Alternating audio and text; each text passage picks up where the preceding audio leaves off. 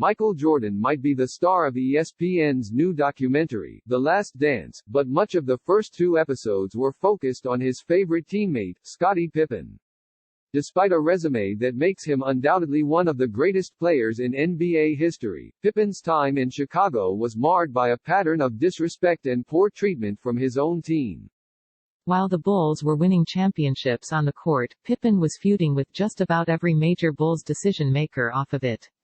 At times, that included coach Phil Jackson. Owner Jerry Reinsdorf shoulders plenty of blame as well. But Pippen's fiercest enemy in Chicago was former Bulls general manager Jerry Krause. Their relationship grew so untenable that by 1999, the Bulls happily allowed their superstar forward to walk away in free agency after 6 titles. So what went wrong between Pippen and the Bulls? It's a long story that starts with a contract that would be utterly unthinkable in the modern NBA. Calling Pippen's origins humble would be an understatement. He grew up in a small town in Arkansas with 11 siblings. His father was disabled after a stroke and his brother was paralyzed in a wrestling incident. Plenty of NBA players need quick paydays to support their families, but Pippen's circumstances were incredibly dire. The Bulls used that to their advantage. In 1991, they offered him a 7-year contract worth $18 million. At the time, the contract wasn't exactly egregious. But player salaries boomed in the 1990s, and it was apparent even at the time how quickly the deal would become obsolete. Pippen's agents, Jimmy Sexton and Kyle Rote, advised him not to take it, according to the Undefeated's Mark Spears. Bulls owner Jerry Reinsdorf claims to have done the same. But Pippen, in desperate need of financial security, signed the contract and almost immediately regretted it. Reinsdorf refused to renegotiate. By the time the 1997-98 season arrived, he was not only the 6th highest paid Bull, but only the 122nd highest paid player in the NBA. Pippen's feud with the Bulls and Krause manifested in a variety of ways, but this contract was undoubtedly its genesis. Pippen was perhaps the second best player in the NBA during the life of this contract and was paid as if he wasn't even a starter. Krause might have had Jordan and Pippen on his roster, but the apple of his eye was undoubtedly Toni Kukoc. A second-round pick out of Croatia in 1990, Kukoc was viewed by the Bulls as not only a potential superstar, but one more likely to play nice with the front office. The only problem was that Kukoc did not want to jump to the NBA immediately. The Bulls recruited him publicly for 3 years before finally luring him over from Croatia. Not only did that alienate Chicago's 2 incumbent stars, but it contributed to Pippen's poor contract. The Bulls had around $2 million in cap space earmarked for Kukoc while negotiating with Pippen, limiting the amount of money he could get. When Kukoc ultimately decided not to join the Bulls in 1991, Krause front-loaded Pippen's deal to save money for a future run at his former draft pick. Normally, such drama would play out behind the scenes. But in 1992, professional players were allowed to participate in the Olympics for the first time. Jordan and Pippen represented the United States. Kukoc played for Croatia. When the 2 teams met early in the tournament, Jordan and Pippen made a personal point of humiliating their future teammate. The 2 took turns defending him throughout the blowout. Kukoc, then one of the best foreign players in the world, was held to only 4 points. The message was sent: nothing Krause could do would wrest control of the Bulls away from Jordan and Pippen, for the moment. The 1993-94 campaign had a chance to be Pippen's signature season.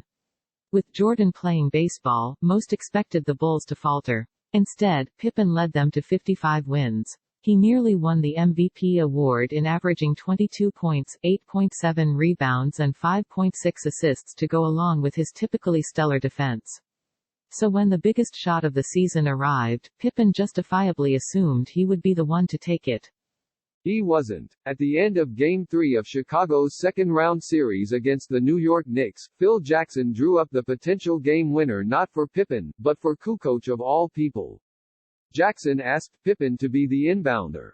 Pippen refused to re-enter the game. After years of being known as little more than Jordan's sidekick, his coach stole his opportunity to prove that he was something more. Kukoc hit the game winner, but the damage was done. The Bulls lost the series in 6 games. Their locker room was fractured. So Krause considered a change. Rarely do teams trading superstars manage to get one in return, but the Bulls nearly did. Ahead of the 1994 NBA draft, the Bulls and Sonics discussed what would have been among the biggest trades in NBA history: Pippen to Seattle, Shawn Kemp, Ricky Pierce and a first-round pick to Chicago. Jordan advised Sonics coach George Karl to make the deal. Karl explained in his memoir, Furious George. "Scottie can make your other players better," Jordan said. "Kemp can't." Karl wanted to make the deal. So did Krause. But Sonics owner Barry Ackerley couldn't pull the trigger. Kemp was too beloved in Seattle, and the public backlash was too great for him to consummate the trade even after Krause sweetened his offer. With no other worthwhile offers on the table, Pippen was forced to return to Chicago. This would not be the last time Krause attempted to trade him. The Bulls roster Jordan returned to in 1995 was very different from the one he left. Championship mainstays like Bill Cartwright and Horace Grant were already gone. The entire rest of Chicago's 1993 championship roster would follow. Pippen was the only Bull to win all 6 of Chicago's championships alongside Jordan. The roster needed a complete overhaul. Krause's most daring move, acquiring enigmatic superstar Dennis Rodman. Jackson revealed in his book, 11 Rings, that he asked for Pippen's blessing before the deal and he granted it.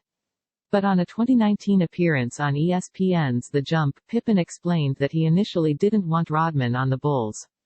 "It was a tough sell," Pippen said. "I definitely can say I wasn't overly excited to get him. That hesitation was well-founded. Rodman's original team, the Detroit Pistons, had knocked the Bulls out of the playoffs 3 times before their run of championships began. In the 1991 Eastern Conference Finals, Rodman committed a blatantly dirty foul on Pippen. Before the trade was made, Jackson made Rodman apologize to Pippen for the incident. He told the story to Darnell Mayberry of The Athletic.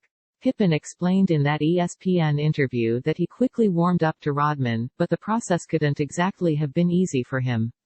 Most teams don't acquire players their superstars are known to dislike. It wasn't the worst thing the Bulls ever did to him, but it certainly didn't help. The Bulls were one of the NBA's oldest teams by the summer of 1997. A number of their players were also set to hit free agency after the 1997-98 season. So, as Reinsdorf described in The Last Dance, the Bulls considered hastening the rebuilding process rather than pursuing a 6th and final championship. After the 5th championship, which was 96-97, we were looking at this team and we realized, other than Michael, Jordan, the rest of the guys were probably at the end of their high productive years, Reinsdorf said. We had to decide whether to keep the team together or not. And we realized maybe this was the time to do a rebuild and maybe not try to win a 6th championship. Krause's plan to skip the ugly full-scale rebuild that he would eventually pursue after Jordan's second retirement was to dangle Pippen for a top pick in the 1997 NBA draft. His target was a high school phenom named Tracy McGrady. McGrady confirmed in a 2016 appearance on ESPN that the deal was very nearly completed, but at the 11th hour, Jordan got wind of the deal and nixed it. All things considered, that worked out for the best for everybody. Jordan and Pippen won their 6th championship. McGrady got to grow up at his own rate in a Jordan-free environment, a fate that fellow high school star Kwame Brown was unfortunately unable to avoid years later, when Jordan drafted him number 1 overall in Washington before quickly souring on him and ruining his confidence. But Pippen likely wasn't thinking about his legacy at that point. He never forgave Krause for almost trading him. "That really is what tarnished my relationship with Jerry Krause," Pippen said in The Last Dance. "He tried to make me feel so special, but yet he was still willing to try to trade me. He would never tell me that to my face. I felt insulted. I took the attitude of disrespecting him to some degree." An already frayed relationship nearly fractured, and any lingering goodwill between the two sides was now gone. Long before Shaquille O'Neal publicly declared that he got hurt on company time, so all rehab on company time, Pippen pioneered the concept in Chicago. Rather than having foot surgery in the 1997 offseason or rehabbing the injury so that he could return quickly, Pippen opted to enjoy his time off and have surgery right before the start of the season. He didn't return until January, but as he explained in The Last Dance, he had a good reason for waiting. At that point, he was only one season away from reaching free agency and achieving the financial windfall that had eluded him since that 1991 misstep. An injury could have risked that. It was a decision Jordan disagreed with. Scottie was wrong in that scenario, Jordan said. Scottie was trying to force management to change his contract. Jerry wasn't going to do that. Pippen's foot ultimately recovered, but his attitude never did. During the 1997-98 season, he took to publicly berating Krause in front of the team. Although we don't know what exactly was said, according to teammate Bill Wennington in The Last Dance, Pippen crossed the line. Considering the already extremely low standard for how Jordan and Pippen treated him, that's saying something. Jackie McMullen revealed on the Low Post that their nickname for him was Crumbs, because he always had muffin crumbs on his shirt. In November of 1997, Pippen publicly demanded a trade and claimed he would never again play for the Bulls. Chicago's interest in dealing him at that point is unknowable, but interest was likely minimal. Pippen's injury and pending free agency granted him extraordinary leverage. Why give up major assets for a player who might skip most of the season and then leave in the offseason? He ultimately returned to the Bulls, and Chicago won its sixth championship. But by that point, it was obvious to all those involved that the dynasty was over.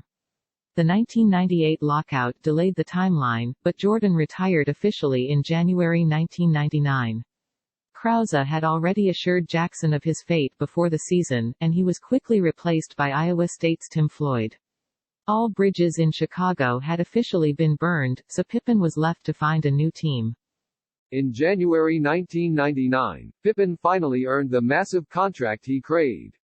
5 years, $67 million from the Houston Rockets in a sign-and-trade agreement with the Bulls. Things didn't get much better for Pippen from there. With Krause out of the picture, he found a new portly nemesis, Charles Barkley.